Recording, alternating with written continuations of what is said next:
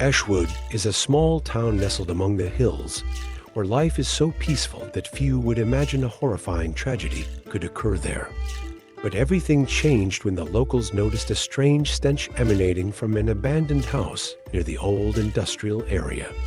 The story begins on a quiet morning when Mr. Peter, a mailman, stopped near the area to take a break.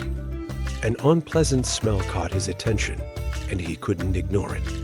Soon after, he noticed the door of the house slightly ajar. The house, once home to the Miller family, was now desolate. As Mr. Peter stepped inside, he was met with chaos.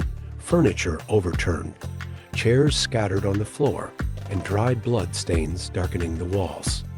Panicked, he immediately reported it to the police.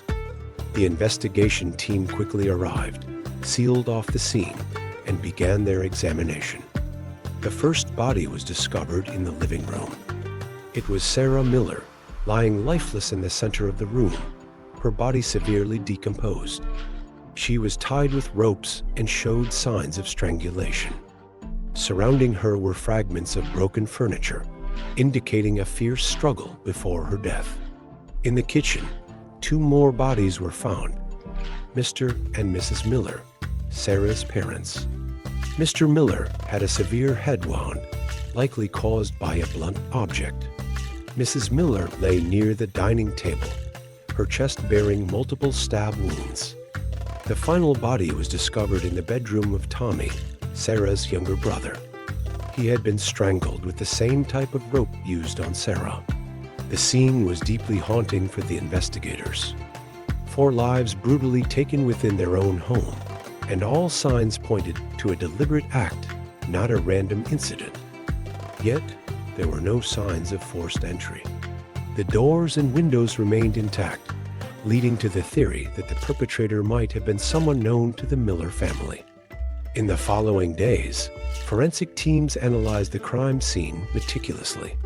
Dried blood stains on the floor and walls were collected for DNA testing. They also discovered a blood-stained hammer hidden in a kitchen cabinet, a knife with similar traces, and the rope used by the killer. Each piece of evidence was handled with care, as they could hold the key to unlocking the mystery of the crime. Neighbors were summoned for questioning. Some reported hearing arguments from the Miller house a few days prior, but no one imagined the situation could escalate to this extent. These accounts helped the police begin to piece together an initial picture of the crime. Sheriff Samuel, leading the investigation, told the press that this was one of the most brutal cases he had encountered in his 20-year career.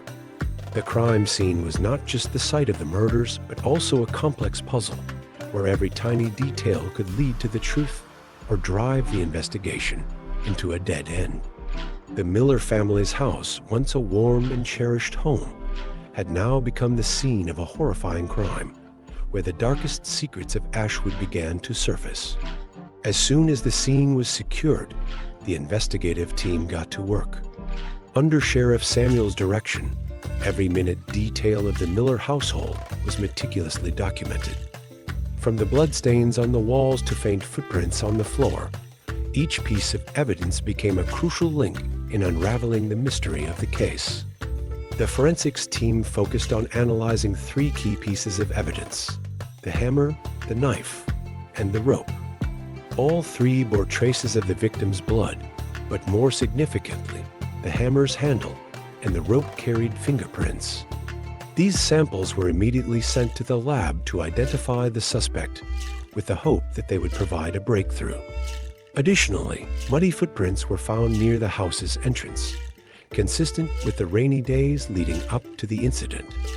Soil samples were collected for comparison, as investigators suspected the perpetrator had fled the scene hastily, leaving these traces behind. During the investigation, an unusual detail caught the team's attention. There were no signs of disturbance around the front door or windows. This led to the theory that the perpetrator was an acquaintance of the family, possibly someone the victims had willingly allowed into their home. Neighbors of the Miller family were called in for questioning. An elderly woman who lived next door recalled hearing a loud argument a few days prior, lasting nearly an hour. However, assuming it was merely a family dispute, she hadn't thought much of it. Another witness, Mr. Henry, the mailman, reported seeing a young man in his early 20s leaving the Miller house in a panicked state on the very evening the family went missing. The police quickly worked to confirm the identity of the young man. After multiple inquiries, they identified him as Lucas Reed, a local who had once been romantically involved with Sarah Miller. Lucas was immediately summoned for questioning.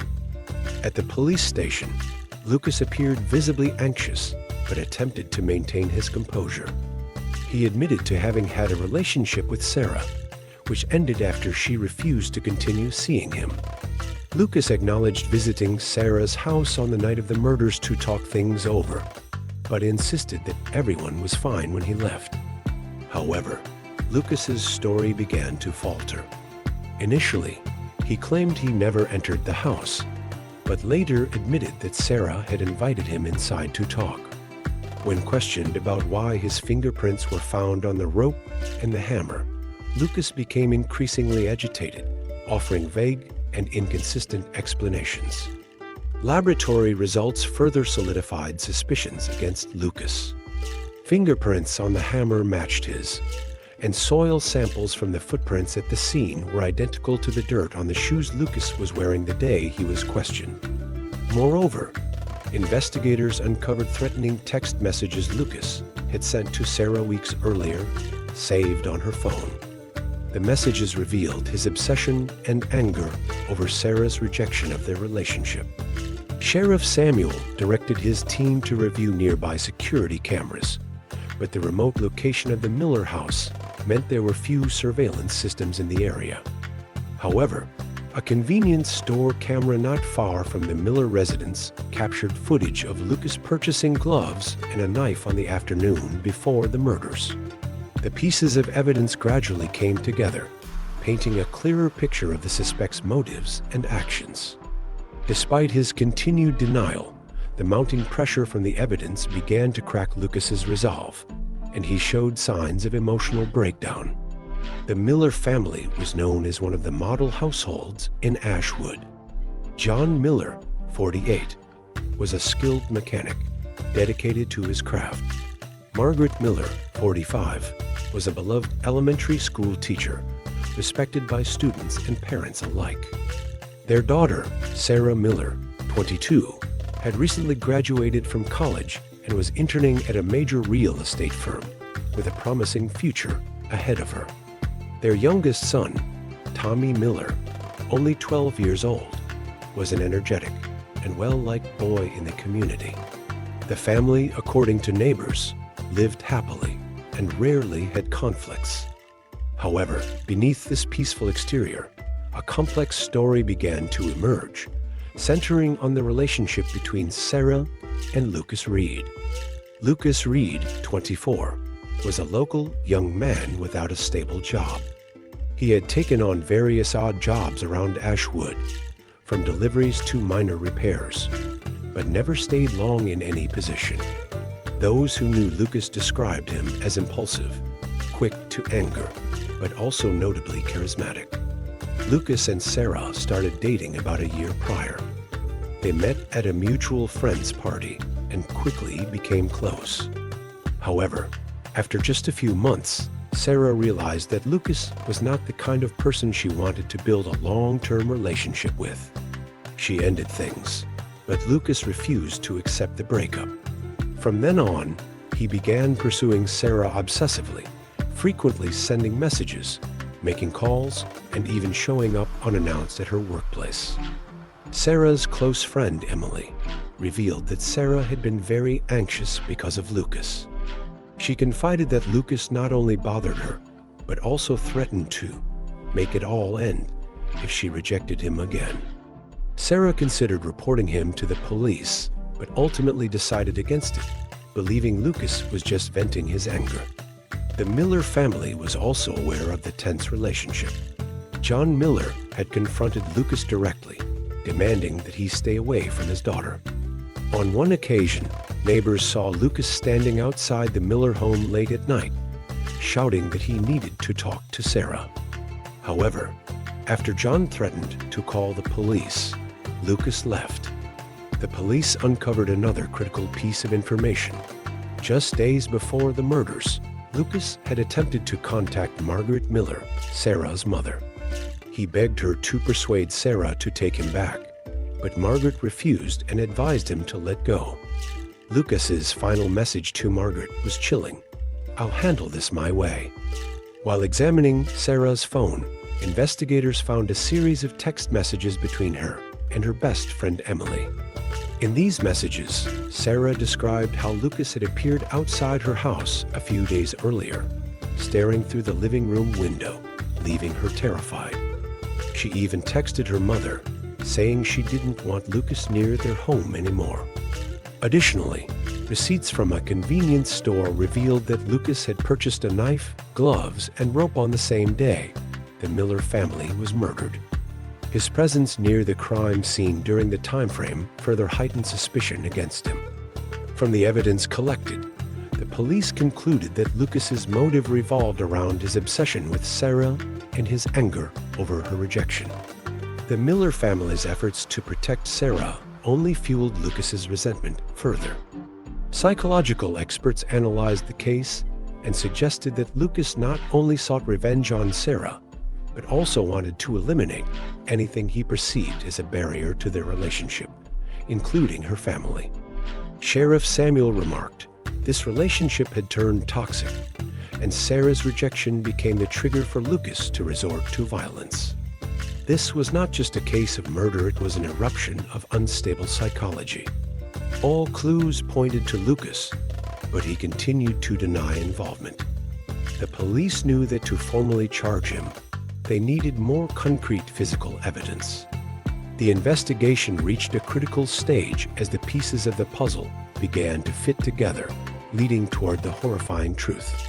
With all leads directing them toward Lucas Reed, the Ashwood police intensified their efforts to solidify the case. Under pressure from the public and the grief-stricken community, the investigation team worked tirelessly to ensure justice was served. After reviewing Lucas's statements further, the police obtained a warrant to search his rented room. There, they found a backpack containing several items directly linked to the crime.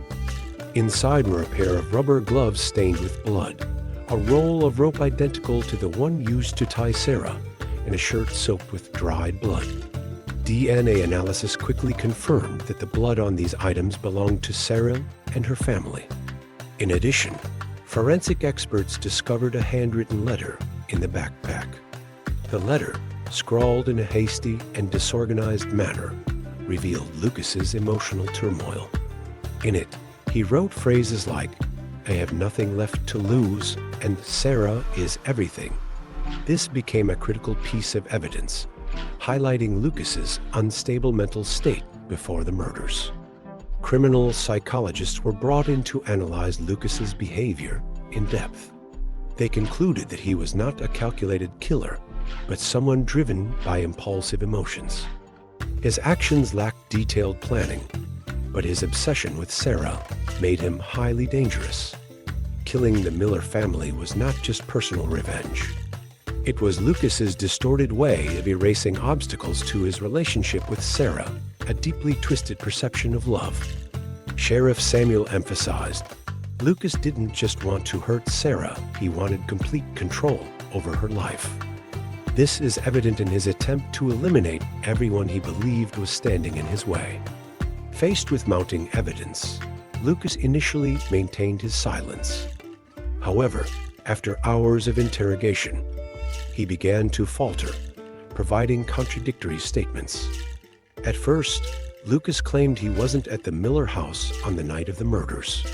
But when confronted with security footage from nearby cameras, he admitted to entering the house, though he insisted it was just to talk. The police pressed Lucas about the bloodstains and fingerprints found on the objects at the crime scene, but he continued to give evasive answers. Finally, when confronted with the overwhelming evidence, Lucas broke down and began to confess. Lucas admitted that on the night of the murders, He went to the Miller house, hoping to convince Sarah to take him back. However, when she rejected him again, his anger boiled over. In a fit of uncontrollable rage, he killed Sarah.